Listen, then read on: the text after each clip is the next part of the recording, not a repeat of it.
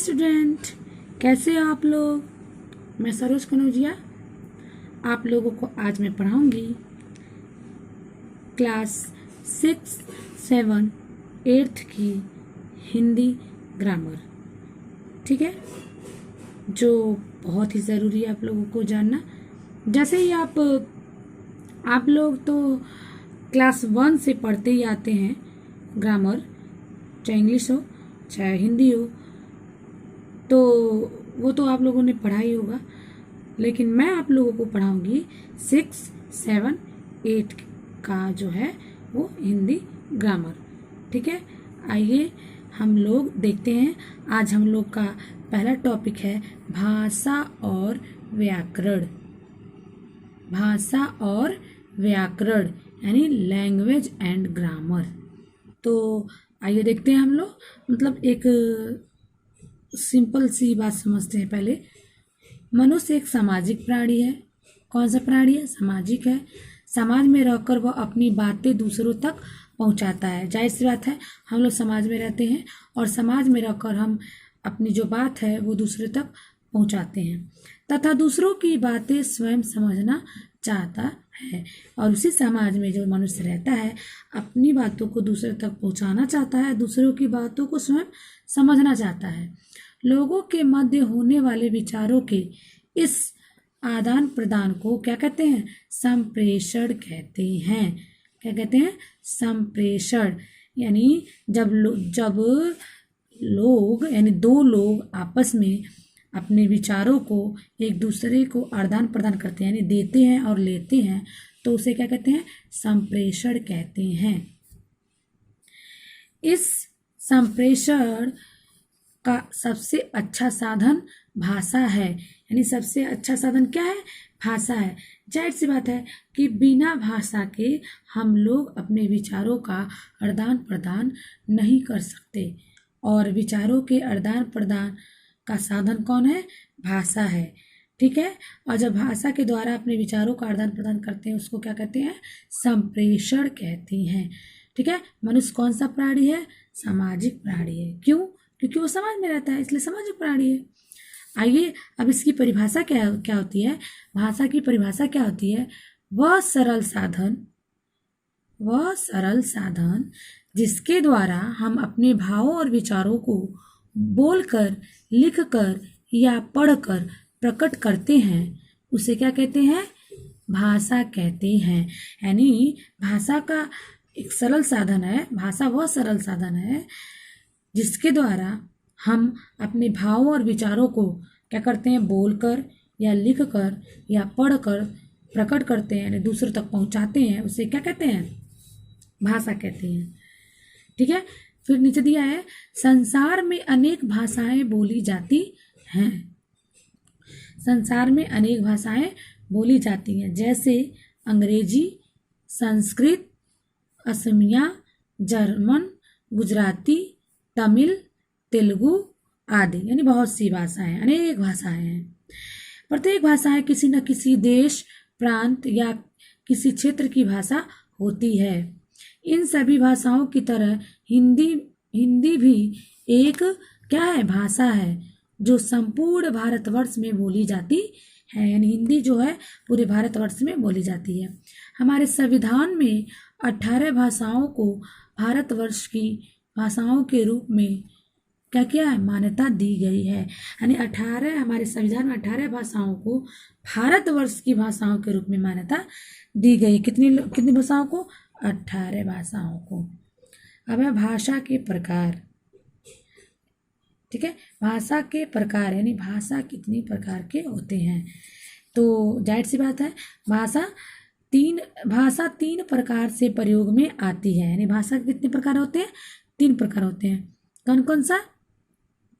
भौतिक भाषा के रूप में, लिखित भाषा, सांकेतिक भाषा।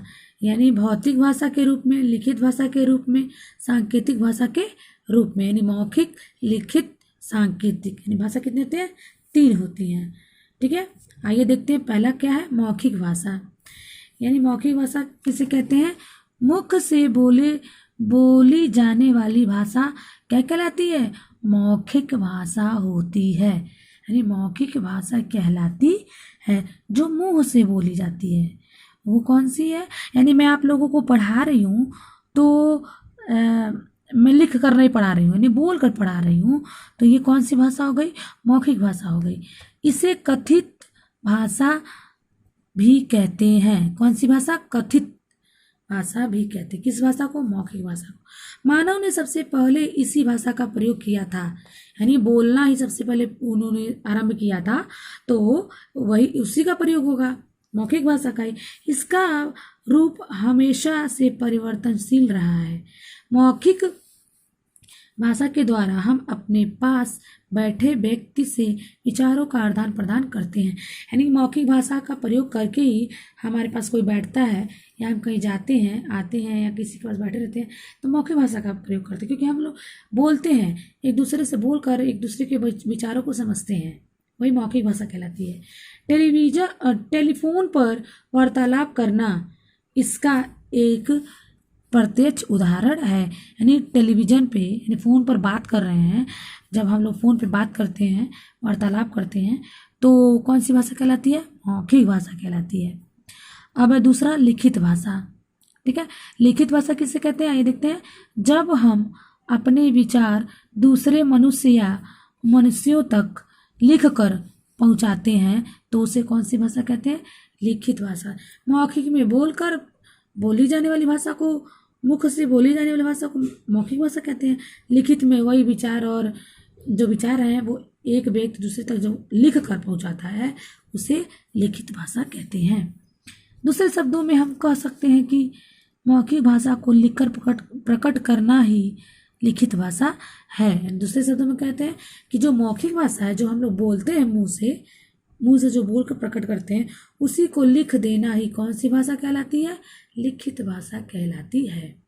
लिखित भाषा का प्रयोग करने से किसी भी विषय अथवा विचार को दीर्घ अवधि तक सुरक्षित रखा जा सकता है। दीर्घ अवधि यानी लंबे समय तक लिखकर किसी भी भाषा को रखा जा सकता है। जैसे फाइल बनती है, कुछ लिखना होता है, नोट, जैसे आप लोग ही हैं, जब नोट्स बनाते होंगे किसी भी सब्जेक्ट का तो वो बहुत दिनों तक सेफ ऐसे पड़ा रहता है।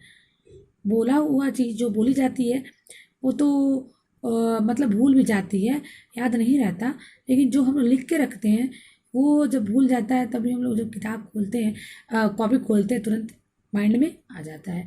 वही बात है, वही कह रहा है इस लाइन में। आइए देखते हैं अगला। तीसरा है सांकेतिक भाषा। यानी जब मनुष्य अपने विचार शरीर के अंगों के द्वारा प्रदर्शित करता है तो उसको सांकेतिक भाषा कहा जाता है।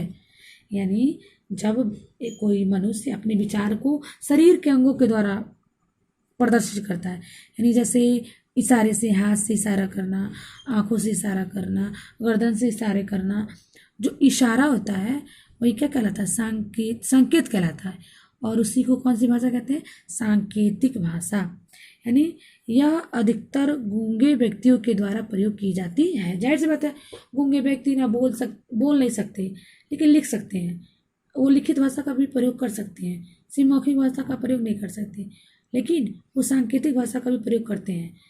जैसे इशारों में बात करते हैं, इशारा करते हैं, तो वो इशारे से जो बात करते हैं उसे क्या कहते हैं? सांकेतिक भाषा कहते हैं। ये थी आपकी भाषा कि भाषा किसे कहते हैं, भाषा कितने प्रकार के होते हैं, ये आप लोगों ने पढ़ा। तो ये आप लोगों ने पढ़ा। अब हमारा अगला टॉपिक है व्याकरण यानी ग्रामर। व्याकरण यानी ग्रामर, हम लोग पढ़ रहे हैं हिंदी ग्रामर। तो हिंदी में क्या कहता है ग्रामर? देखिए, जिस प्रकार किसी देश को चलाने के लिए संविधान और कानून की आवश्यकता होती है कि नहीं? किसी भी देश को चलाने के लिए संविधान, कानून, नियम होते हैं ना। या एक विद्यालय में आने जाने तथा अध्ययन करने के लिए कुछ नियमों की आवश्यकता होती है। या फिर जब हम स्कूल में पढ़ते हैं तो बहुत सारे नियमों का अनुशासन होकर उस स्कूल में पढ़ते हैं, अनुशासन रहित होकर, अनुशासनशील होकर पढ़ते हैं। तो नियम एक होता है, उसकी ज़रूरत पड़ती है। उसी प्रकार भाषा को भी सीखने के लिए उसके नियमों को ध्यान में रखना अति आवश्यक होता है।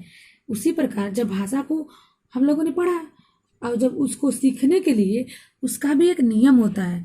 जैसे देश को चलाने के लिए एक नियम होता है, क्या बोलते हैं, स्कूल को चलाने के लिए नियम होता है, बच्चों को पढ़ने के लिए एक नियम होता है, पढ़ाने के लिए एक नियम होता है, एक तरीका होता है। उसी तरह व्याकरण को भी यानी भाषा को भी सीखने के लिए एक नियम होता है, नियम की आवश्यकता होती है। इसकी परिभाषा क्या कह रहा है? व्याकरण वह शास्त्र है जिसके द्वारा हमें भाषा को शुद्ध रूप से बोलने और लिखने का ज्ञान होता है। यानी भाषा को सही ढंग से लिखने और बोलने का जो हमें ज्ञान कराता है उसे हम क्या कहते हैं? ग्रामर कहते हैं, यानी व्याकरण कहते हैं। यानी भाषा को सही लिखना और बोलने का जो हमें ज्ञान कराए वो क्या कहलाता है? व्याकरण कहलाता है। अतः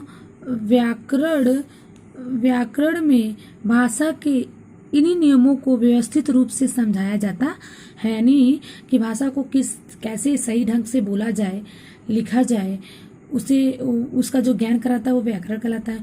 और व्याकरण में उसी नियम को व्यवस्थित रूप से समझाया जाता है कि कैसे हमें उस भाषा का प्रयोग करना चाहिए।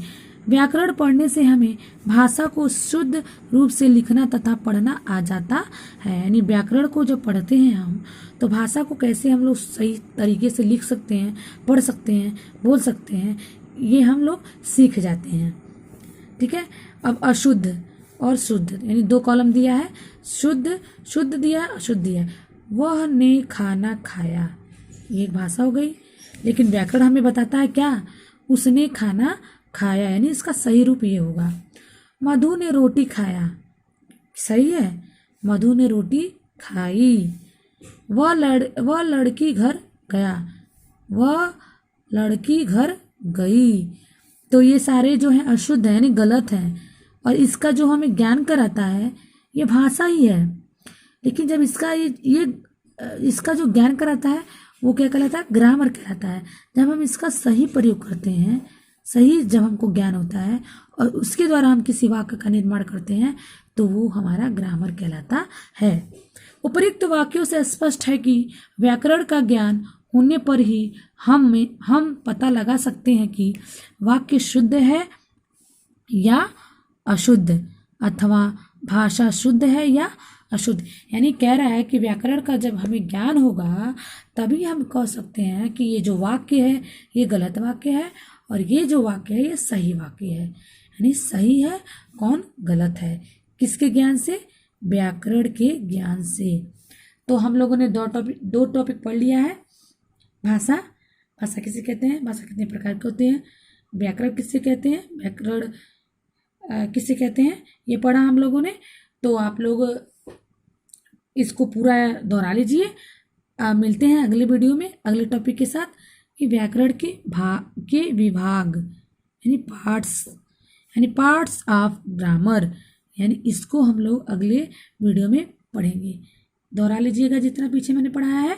मिलते हैं अगले टॉपिक के साथ अगले वीडियो में, ठीक है।